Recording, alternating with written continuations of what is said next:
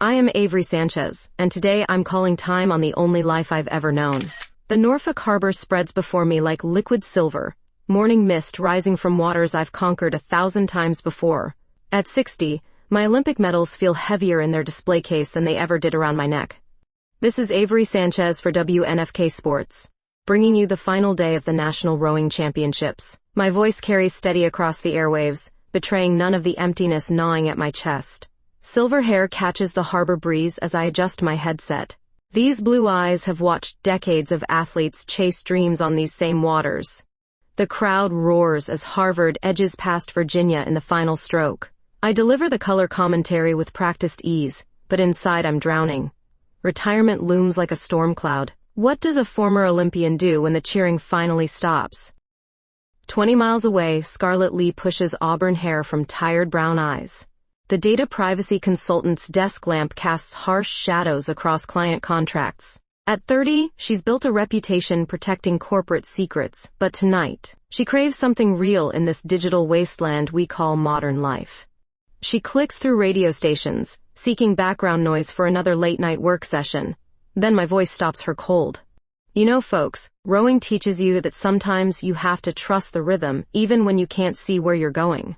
Something in my tone makes her pause. There's loneliness there, carefully masked but unmistakable to another isolated soul. Scarlett abandons her work, drawn to this mysterious voice painting pictures of water and perseverance. 2 weeks later, I'm hosting Late Night Reflections, a talk show nobody expected me to start. The station manager thought I'd lost my mind, but I needed something beyond sports commentary.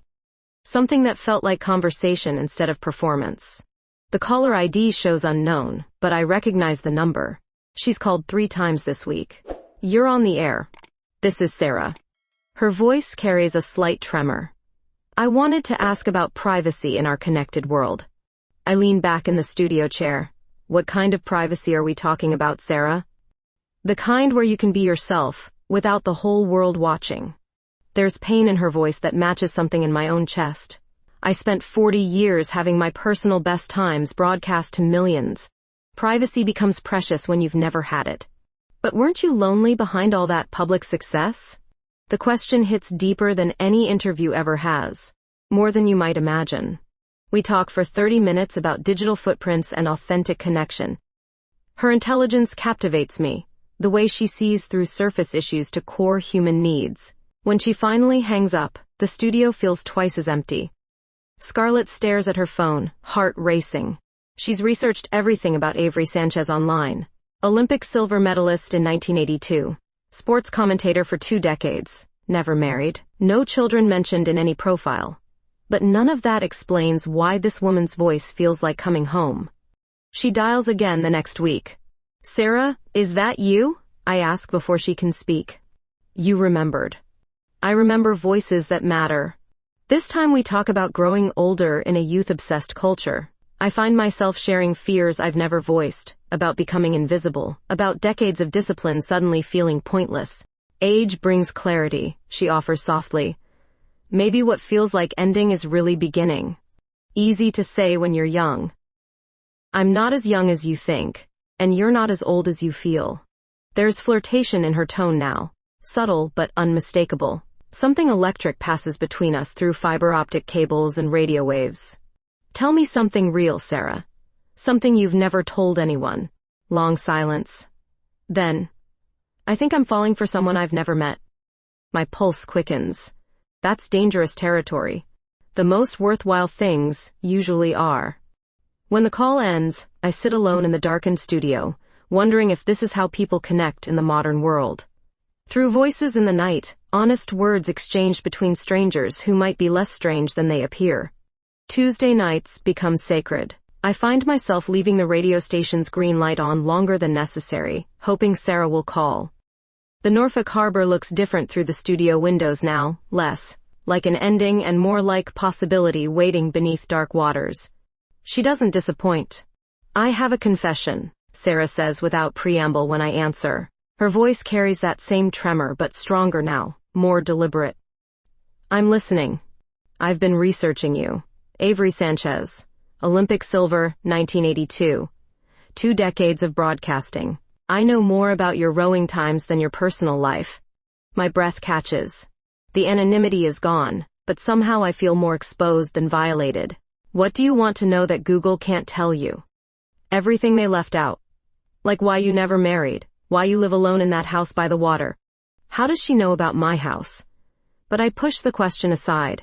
Her honesty deserves the same in return. Because I never found someone who understood that water was my first love, someone who could compete with a river.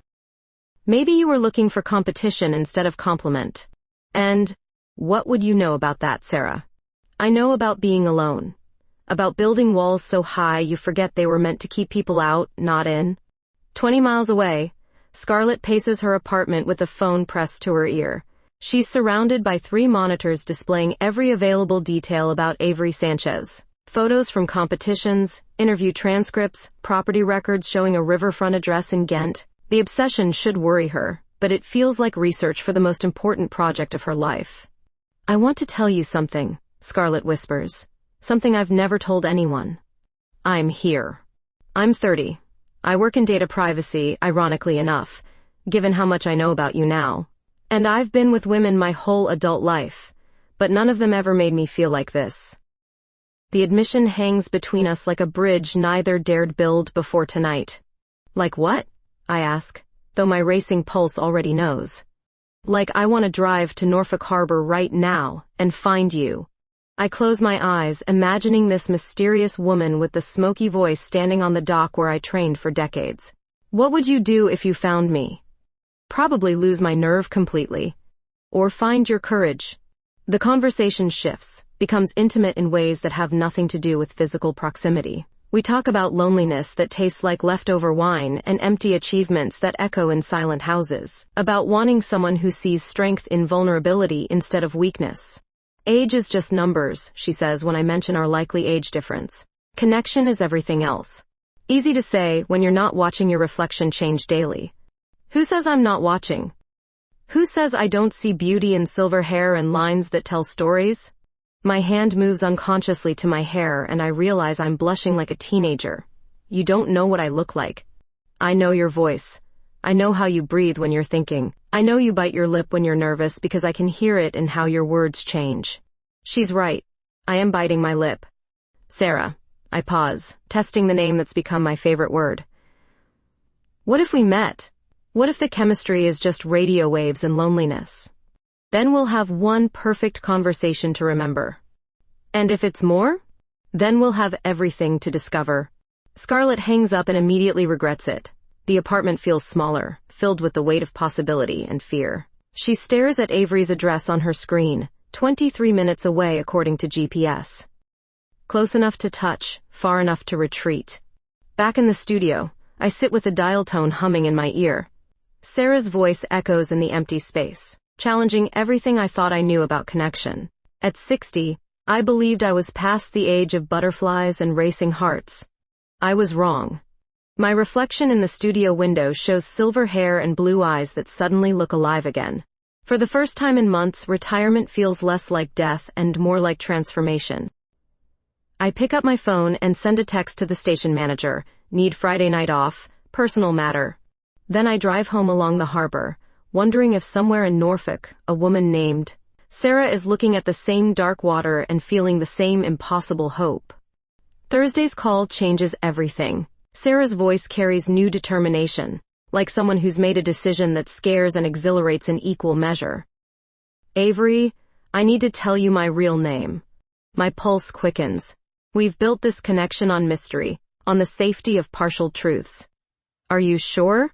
Scarlett Lee. I'm a data privacy consultant here in Norfolk. I specialize in keeping secrets, but I don't want any with you. The name fits her voice perfectly, something bold and memorable. Scarlett, I test the syllables. Where in Norfolk? Close enough that I could be at the harbor in 20 minutes. Close enough that I've been driving past your neighborhood for 3 weeks, hoping to catch a glimpse. You know where I live? I know everything Google could tell me, and nothing that actually matters. Like how you take your coffee, whether you laugh at terrible jokes. If you're as beautiful as your voice suggests. Beauty. At 60, the word feels foreign, but something in her tone makes me believe it might still apply. Meet me tomorrow morning, I hear myself saying. Sunrise at the harbor, by the old training dock. How will I know you? I'll be the woman trying not to run away. Scarlett arrives first, auburn hair catching the pre-dawn light as she paces the weathered planks. She's shorter than I imagined, maybe 5'4", with the contained energy of someone who spends days behind computer screens. Her brown eyes scan the horizon nervously. I emerge from morning mist like something born of water and uncertainty, silver hair loose around my shoulders, wearing the navy jacket I competed in decades ago. At 6 feet, I tower over her delicate frame, but she doesn't step back. Avery? Her voice carries the same tremor as our first call. Scarlett? We stand 3 feet apart, studying faces we've imagined through weeks of conversation. She's younger than her voice suggested, maybe 28 or 30, with skin that's never seen Olympic training regimens, but her eyes hold depths that match the wisdom in her words. You're more beautiful than I pictured, she says softly. You're just being kind. I'm being honest, there's a difference. The sunrise paints the Elizabeth River in shades of gold and possibility. Scarlett moves closer, close enough that I smell her perfume. Something light and expensive. I don't know how to do this, I admit. I don't know how to be someone's beginning when I feel like an ending. Maybe that's why we work. I'm tired of beginnings that lead nowhere. Her hand finds mine, fingers intertwining with surprising confidence. The touch sends electricity through decades of careful isolation. When did I last hold someone's hand with intention instead of politeness? Come home with me, I whisper. Let me make you breakfast. My house sits on the river like something from a maritime magazine, all weathered shingles and wide windows facing the water. Scarlett follows me through rooms filled with rowing memorabilia and afternoon light. It's beautiful, she says, running fingers along the mantel where my medals rest. And lonely. Less lonely now. In the kitchen, I fumble with coffee beans while she explores, asking questions about photographs and trophies. Her presence transforms the space from museum to home. When she laughs at my story about falling off the podium in Munich, the sound fills corners that have been silent too long. Why me? I ask as we settle on the deck overlooking the river. You could have anyone, someone your own age, someone without baggage. Because you understand silence. Because your voice makes me feel less alone. Because I've dated enough people my age to know that years don't equal depth. The morning sun climbs higher, turning her hair to fire. She's sitting close enough that our knees touch, close enough that I can see gold flecks in her brown eyes. I'm scared, I admit. Of what? Of wanting this too much. Of you realizing what everyone else already knows. What's that? That I'm too old for romance, too set in my ways, too damaged by decades of discipline and solitude. Scarlett sets down her coffee and turns to face me fully. You want to know what I see? I nod, afraid to speak. I see someone who spent 40 years perfecting her stroke, but never learned how to let someone else set the rhythm. Someone strong enough to carry Olympic dreams but tender enough to share them. She reaches for my face, fingers tracing the lines around my eyes. I see beauty that terrifies me because I want it so much. The kiss happens like sunrise, inevitable and transformative. Her lips are soft, tentative at first, then sure as I respond. Everything about it feels right, the way she fits against me, the way 30 years disappear in the space between heartbeats. When we break apart, she rests her forehead against mine. This is insane, she whispers. Completely. I don't care. Neither do I. 3 weeks pass like a dream, punctuated by reality checks. Scarlett spends most evenings at my house, curled against me on the deck as we watch boats navigate the Elizabeth River. She brings takeout from places I've never tried, introduces me to streaming services I didn't know existed. In return, I teach her about reading water conditions and the meditation of repetitive motion. But paradise has interruptions. Scarlett, honey, what the hell are you doing? Madison's voice cuts through my kitchen speakerphone like a rusty blade. Scarlett's ex-girlfriend has impeccable timing, always calling when we're at our happiest. Living my life, Maddie. Something you should try. With a woman old enough to be your mother? Come on. This is some kind of midlife crisis in reverse. I set down my coffee cup harder than necessary.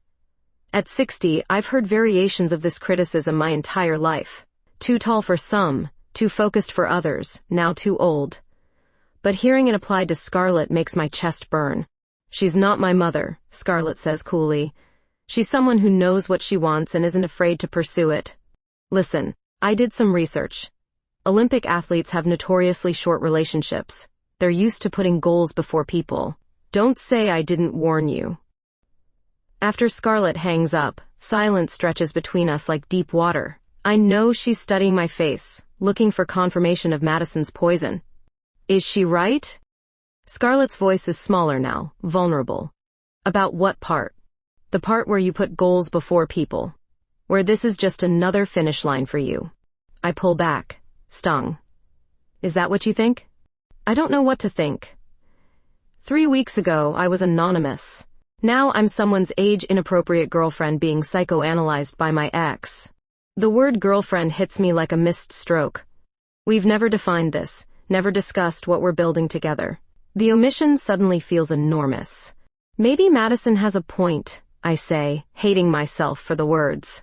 Maybe I'm being selfish, pulling you into my world when you should be building your own. Don't. Her eyes flash. Don't you dare make decisions for me. I'm trying to protect you. From what? Happiness? Connection? Someone who actually listens when you talk? We're standing now, facing each other across the kitchen like opponents instead of lovers. The space feels charged with everything we're not saying. You could have anyone. I repeat the words that have become my mantra of self-doubt. Someone who won't be retirement age when you're hitting your professional peak. Damn it, Avery. She moves closer, backing me against the counter. You think I haven't thought about that? You think I don't know the math? Her hands find my face, forcing me to meet her gaze. I've dated plenty of someones.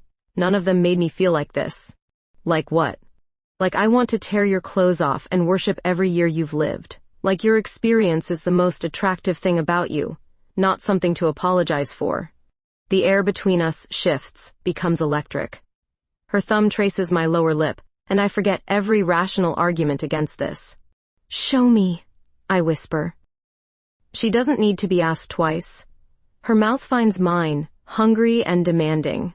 This isn't the tentative kiss of our first morning. This is claim and surrender combined.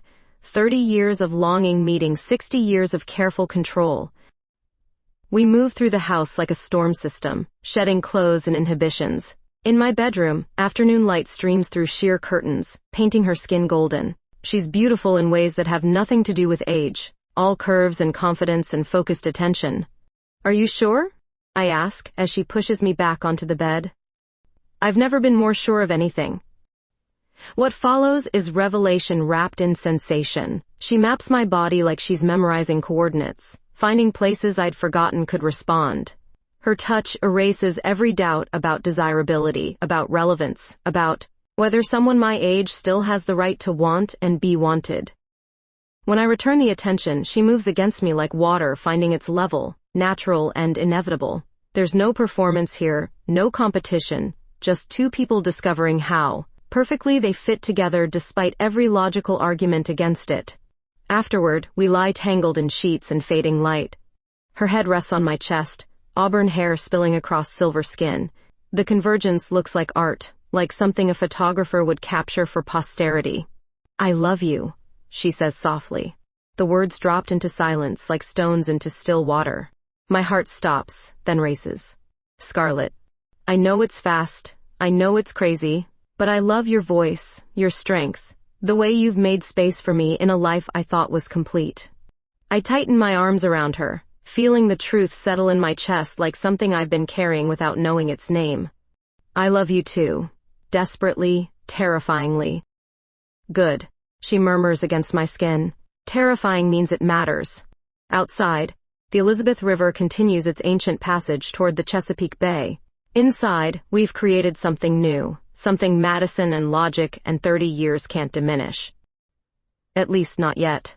Love makes you careless. That's what I tell myself later, when everything starts unraveling.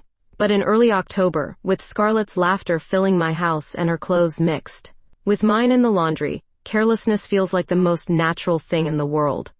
She's been working from my home office 3 days a week, saying she's more productive away from her apartment's distractions. Really, we both know she just wants to be close.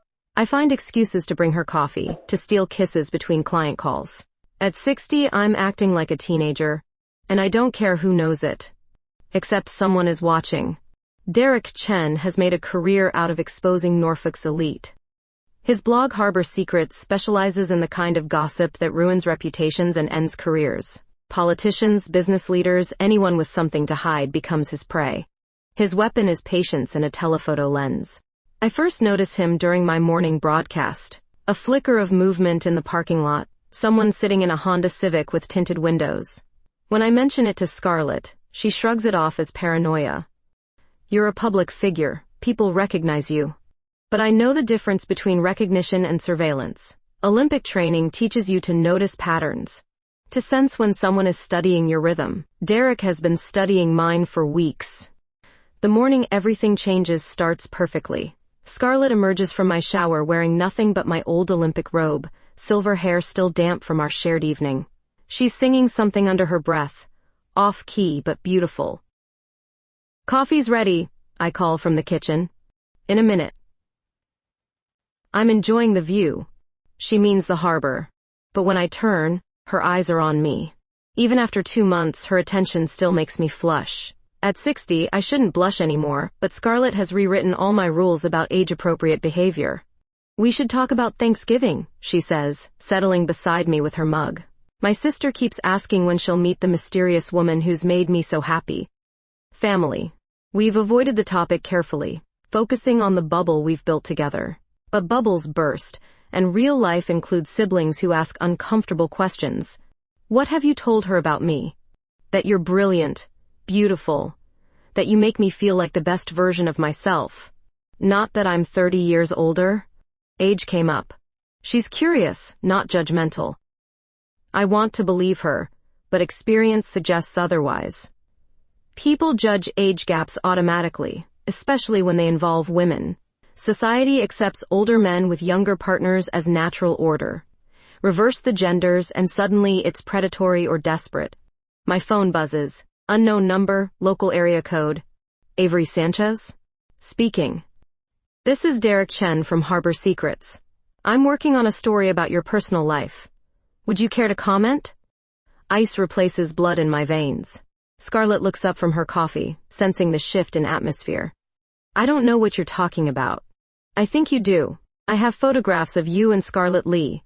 Very intimate photographs. My readers would be fascinated by Norfolk's former Olympic star dating someone young enough to be her daughter. The phone trembles in my grip. What do you want? $50,000. Cash? Or the photos go live tomorrow. He hangs up before I can respond. Scarlett is already at my side, reading the shock on my face. What did he say? I tell her everything. Watch her face cycle through disbelief, anger, and something that might be fear.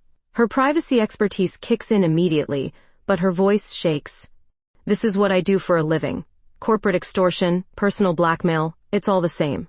We need to contact the police. With what evidence? A phone call? He's been watching us, following us. That's stalking. But we both know the damage is already done. Even if Derek never publishes anything, the threat exists now. Our private world has been invaded, cataloged, weaponized against us. That afternoon, the first envelope appears in my mailbox.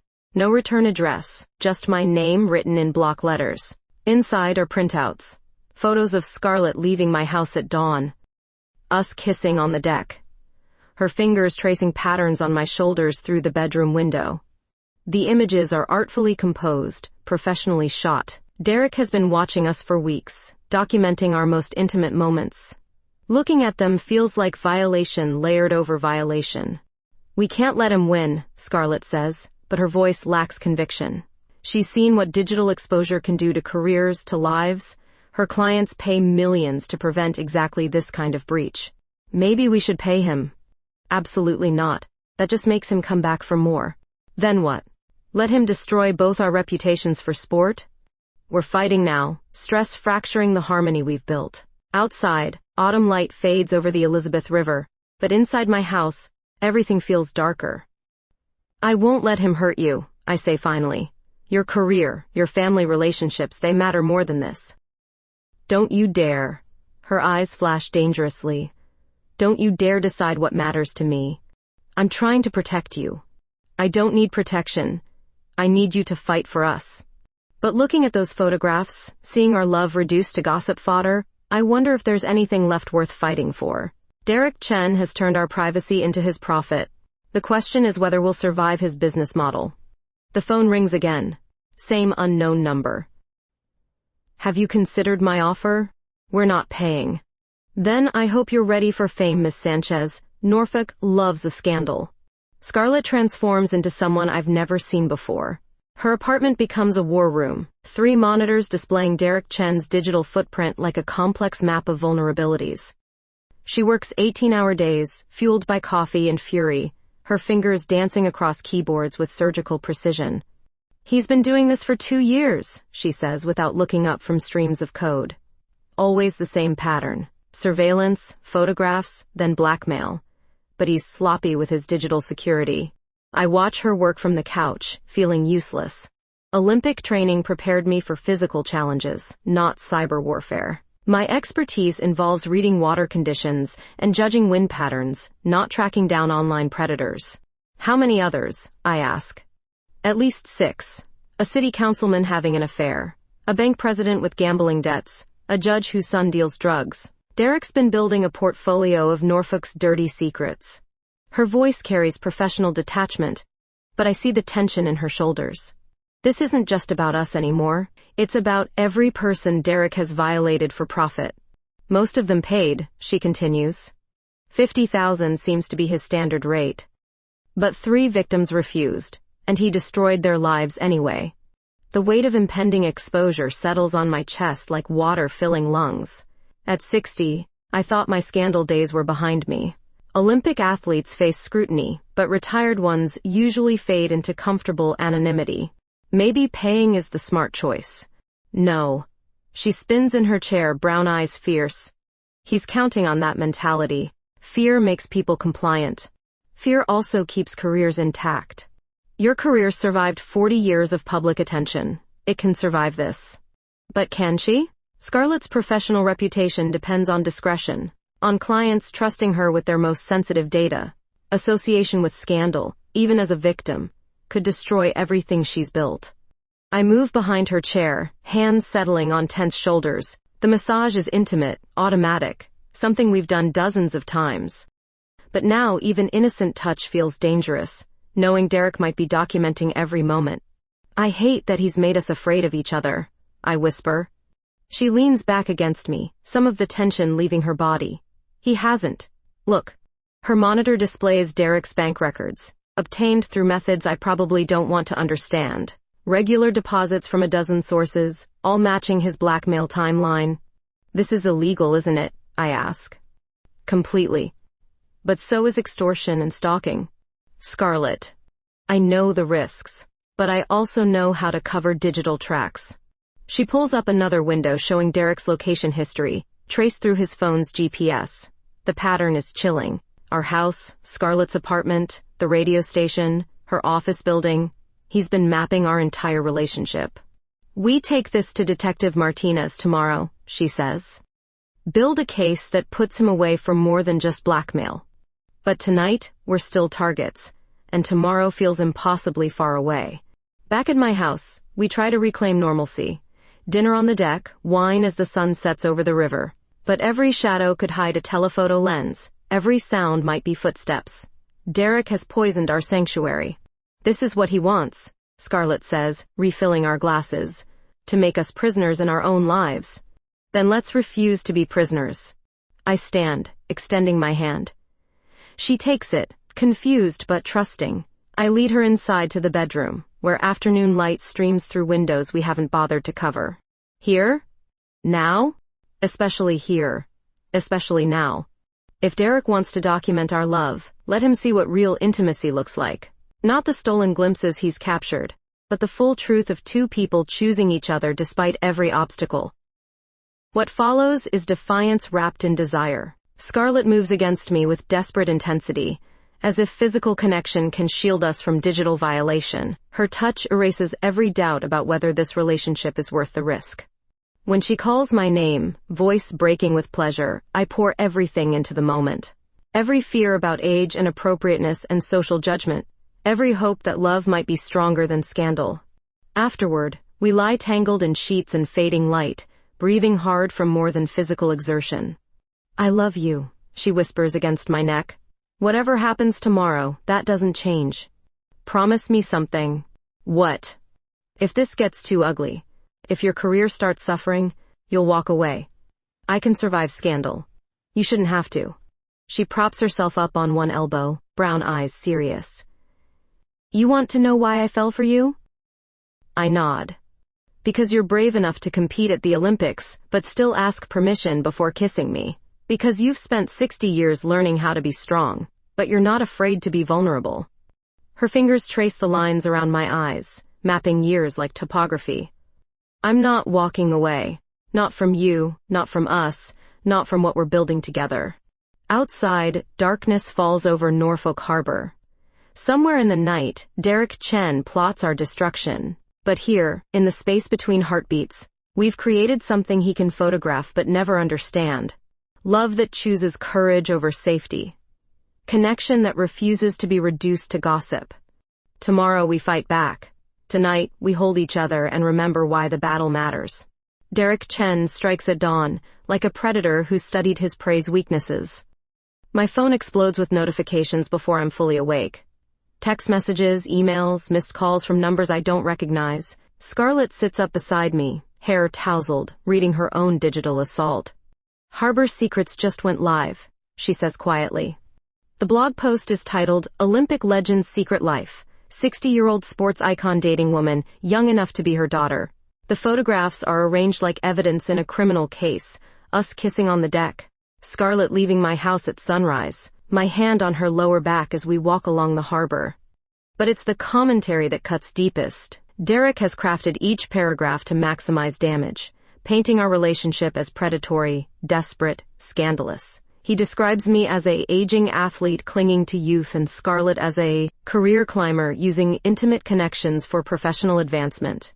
None of this is true, I whisper. Truth isn't the point. Engagement metrics are. Within hours, the story spreads across Norfolk's social media landscape like wildfire. Local news outlets pick it up, adding their own speculation. My radio station's phone lines jam with calls from listeners wanting salacious details. By noon, Scarlett's corporate clients start reaching out with concerns about professional judgment. The language is polite, corporate speak for abandonment disguised as business necessity. Her largest contract, a hospital system protecting patient data, schedules an emergency review meeting. They're scared, she explains after hanging up with her third concerned client. Association with scandal, even as a victim, makes them question my discretion. This is exactly what I was afraid of. I know. But running won't fix it now. The damage is public record. At the radio station, my manager Craig looks like someone died. He's a decent man who's supported my career for 15 years, but Harbor Secrets forces his hand. Corporate wants you to take some time off, he says, unable to meet my eyes. Let things calm down. Indefinite suspension? Temporary leave. Paid. Until the attention dies down. But we both know attention like this doesn't die down. It just finds new targets. I clean out my desk while avoiding eye contact with colleagues who've worked beside me for years. Some offer supportive smiles. Others study their phones with sudden intensity. The parking lot assault comes that evening.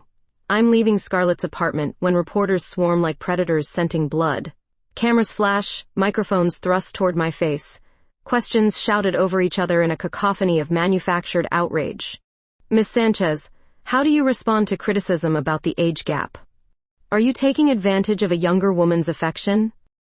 What would you say to parents concerned about your influence on young people? I push through the crowd without comment, but the footage will air tonight on 3 different stations. Tomorrow, Norfolk will watch a 60-year-old woman looking guilty and defeated, exactly the narrative Derek designed. Back inside her apartment, Scarlett holds me while I shake with rage and humiliation. They made it sound like I'm some kind of predator, I whisper against her neck. You're not. Anyone who knows you understands that. But they don't know me.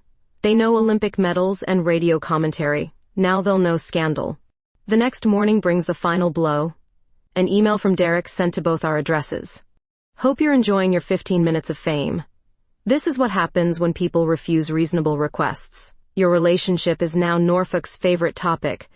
Congratulations on becoming the entertainment you tried so hard to avoid. Scarlett reads it twice, hands trembling with suppressed fury. He's gloating, getting off on our destruction. Maybe he has a right to gloat.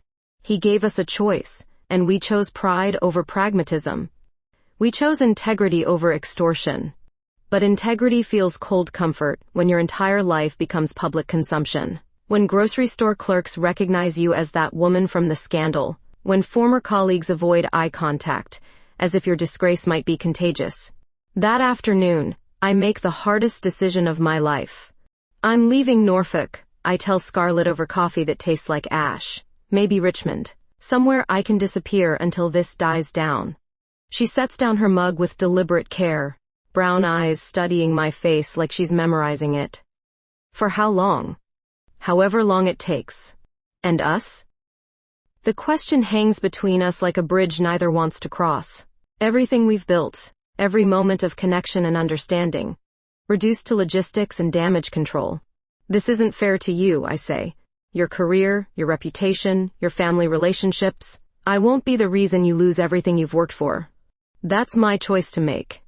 Is it? When your clients are abandoning you? When your professional credibility is questioned because of association with me? She stands abruptly, pacing to the window overlooking the harbor. The water looks gray under overcast skies, matching the weight in my chest. You're giving up, she says finally. I'm being realistic. You're being a coward. The accusation stings because part of me recognizes its truth. At 60, I should be past caring what Norfolk thinks about my personal life. But 40 years of public attention have conditioned me to seek approval, avoid controversy, maintain the clean image that sponsors and stations require. Maybe I am a coward. Maybe that's who I've always been. When she turns from the window, tears track down her cheeks, but her voice stays steady. Then go. Run away to Richmond, or wherever you think scandal can't follow. But don't pretend you're doing it for me. I pack that night while she works late at the office, avoiding the goodbye we both know will destroy whatever resolve we have left. By dawn, my car is loaded with the essentials of a life I'm abandoning. The last thing I see in the rearview mirror is our dock, where everything started with a sunrise and ended with cowardice. Richmond tastes like regret and unfamiliar water. I rent a furnished apartment overlooking the James River, but everything feels wrong. The current runs east-west instead of north-south. The sunrise appears in the wrong windows. Even the air smells different, lacking Norfolk's salt-tinged promise. For 3 months, I exist rather than live. Grocery stores become adventures in anonymity. Cashiers don't recognize my face or connect my name with scandal. The freedom should feel liberating, but mostly it feels empty. I avoid news about Norfolk, but Derek Chen's updates find me anyway. His blog has expanded, fueled by the success of our exposure. New victims every week, each story following the same predatory pattern. The man has turned violation into a business model, and I helped fund his success by running away. My phone stays silent, except for automated messages and spam calls. I've trained my world to live without me, and it's learning the lesson perfectly.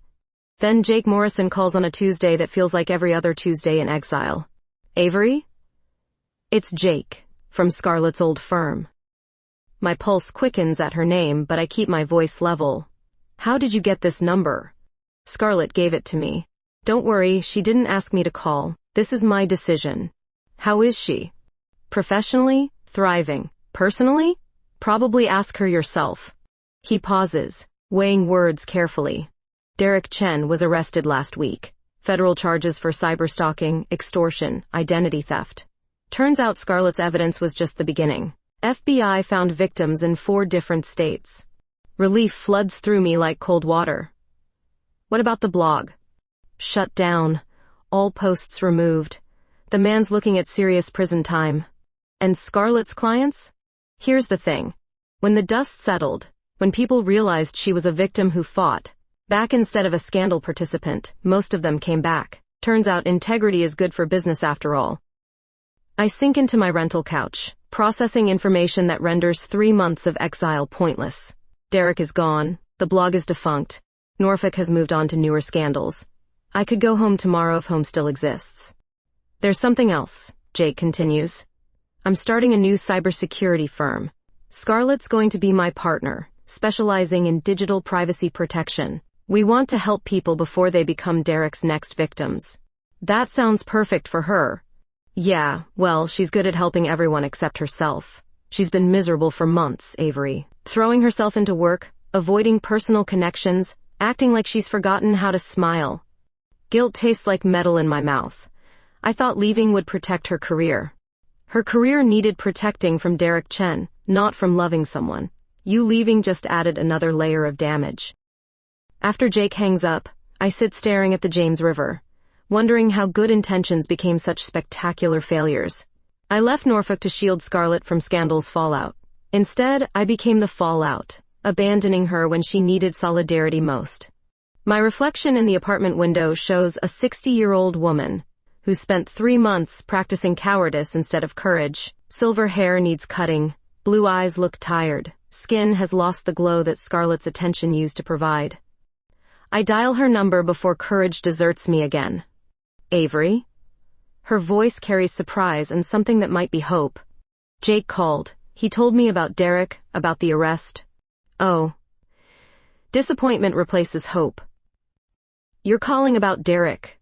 I'm calling because I made the biggest mistake of my life, and I don't know how to fix it. Silence stretches between Richmond and Norfolk, filled with everything we haven't said for 3 months. Where are you? Richmond. In an apartment that isn't home because home is wherever you are. That's a pretty line, Avery. But pretty lines don't make up for abandonment. The accusation hits like truth usually does, sharp and undeniable. You're right, I was scared and I ran. I chose my comfort over your trust. We were supposed to face it together. I know. I forgot what partnership means. 40 years of individual competition made me think I had to protect you from problems instead of solving them with you. Another silence, shorter this time. When she speaks again, her voice carries the pain I've spent 3 months trying to avoid. Do you know how many times I picked up the phone to call you? How many emails I started and deleted? I kept thinking if you really loved me, you'd find a way to fight for us. I do love you. Desperately. That's why I was so afraid of dragging you down with me. Love isn't protection, Avery. It's partnership. It's showing up even when showing up is complicated. She's right, and we both know it. Love that runs at the first sign of difficulty isn't love at all, just convenience dressed in romantic language. Can I come home? I ask quietly. To Norfolk? Yes. Your house is still there, your job is waiting, the scandal is old news. I meant, can I come home to you? The pause feels eternal, filled with 3 months of hurt and healing and hope deferred. I don't know, she says finally. I built something good here while you were gone. Jake's partnership, new clients who respect what I survived. I'm not the same person who watched you drive away. Neither am I. Maybe that's the point. Maybe. But maybe isn't enough anymore, Avery. I need certainty. I need someone who chooses to stay when things get difficult. After she hangs up, I sit in gathering darkness, understanding that coming home means more than changing geography. It means proving I've learned the difference between protection and partnership, between love and convenience. The James River flows past my window, heading toward its eventual merger with the Chesapeake Bay. All rivers find their way home eventually. The question is whether home will recognize them when they arrive. 6 months in Richmond teach me the difference between existing and living.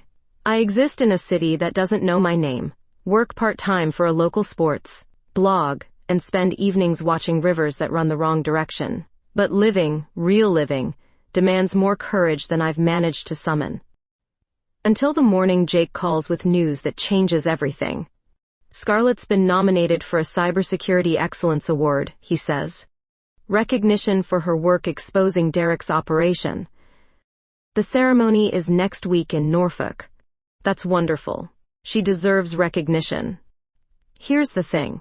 The local radio station wants to interview her about digital privacy. They asked specifically for you to conduct the interview. My heart stops. WNFK? Craig thinks it would be perfect. 2 Norfolk natives, 1 story of survival and justice. Good radio and great redemption arc. Redemption. The word tastes like possibility mixed with terror. Did Scarlett agree?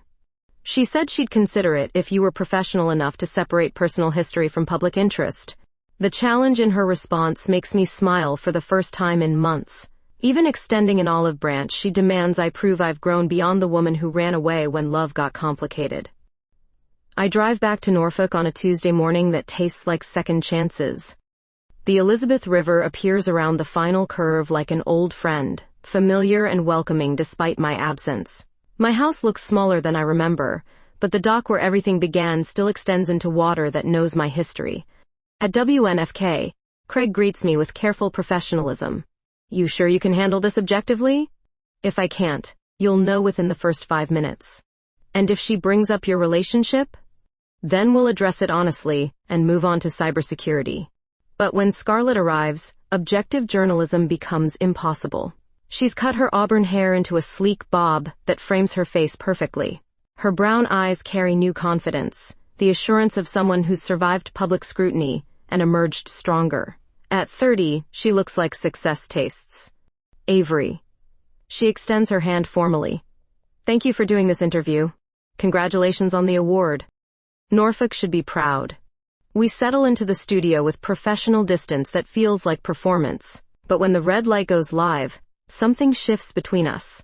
The intimate space where our voices first connected works its old magic. I'm Avery Sanchez, and today we're discussing digital privacy with cybersecurity expert Scarlett Lee, who recently helped expose one of Virginia's most prolific online predators. Thank you for having me, Avery. Her voice through the headphones sounds exactly like memory, warm and intelligent, and impossibly familiar. For 30 minutes, we discuss Derek Chen's operation, the FBI investigation, and new legislation protecting privacy rights. She's articulate, passionate, brilliant in ways that have nothing to do with our personal history. As the interview nears its end, she does exactly what I both hoped and feared. I think it's important to acknowledge that Derek's victims included people whose only crime was loving someone publicly. The shame belongs entirely to predators who profit from invasion, not to people living authentic lives. She's looking directly at me through the studio glass, brown eyes steady and sure. Sometimes the most courageous thing you can do is refuse to hide who you are, even when the world insists your truth is scandalous. After we sign off, silence stretches between us like deep water. Finally, she speaks. You did good work today. Professional, insightful questions. You made it easy. Your work deserves recognition. Walk with me? We leave the station together, ending up at the harbor where our story began. The November air carries salt and promise, familiar scents that smell like coming home. I missed this place, I admit, settling beside her on our old bench.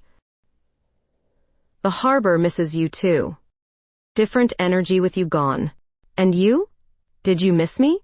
She considers the question seriously, studying water that reflects afternoon light. I missed who we were together, the way you listened when I talked about work, how you made me feel like the smartest person in the room, even when I was being ridiculous. Past tense. Past tense seemed safer. We sit in comfortable silence, watching boats navigate channels I know by heart. Finally, she turns to face me fully. Jake says you want to come home. I want to try. If you'll let me. There are conditions. Name them. No more running when things get difficult. No more making decisions about my life without consulting me. No more protecting me from choices I'm capable of making myself. Each condition hits like truth, acknowledgement of every mistake I made in our first attempt. And if I agree to those terms, then we start over, not where we left off, but from wherever we are now. She stands, extending her hand like she did that first morning on the dock. But this time, I understand the gesture means partnership, not rescue. I love you, I say, taking her hand. Still, again. Differently, but deeper. I love you too. Enough to try this again if you're brave enough to stay. The kiss happens like sunrise, inevitable and transformative. Her lips taste like forgiveness and possibility. Like second chances earned through hard lessons. When we break apart, she rests her forehead against mine. "This is still insane," she whispers. "Completely." "Good. Insane means it matters." 6 months later, we stand on the same dock exchanging vows written in voices that found each other through radio waves and refused to let fear win. Jake officiates with tears in his eyes, and Craig broadcasts the ceremony, live. Because Norfolk deserves to hear that some love stories survive their scandals. "I promise to stay when staying is difficult," I say, silver hair catching morning light. "I promise to let you," she responds, brown eyes bright with tears and laughter. When we kiss as married partners, the Elizabeth River witnesses what it helped create. 2 women who learned that love isn't protection from life's complications, but courage to face them together. In the distance, harbor bells ring like celebration, like coming home, like frequency finally finding perfect reception.